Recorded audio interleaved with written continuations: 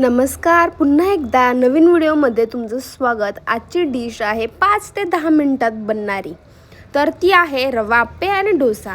तर त्यासाठी मी घेतलेला आहे रवा, दही, मीठ, त्यानंतरून तुम्हाला जे जे व्हेजिटेबल आवडतात ते ॲड करू शकता, पण मी कांदा, टमाटर आणि कोथिंबीर ॲड केलेली आहे।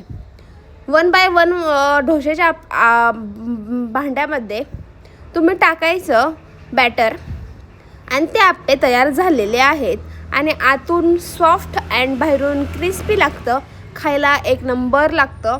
लहान मुलांना तर खूप आवडतात। प्लेन जर करायचे असतील तर ह्यामध्ये व्हेजिटेबल ॲड करायचे नाहीत, फक्त प्लेन असे आप्पे करून घ्यायचे। आणि जर तुम्हाला व्हेजिटेबल आवडत असतील तर तुम्ही व्हेजिटेबल टाकून ॲड करू शकता आणि खूप छान लागतं, तुम्ही करून पहा।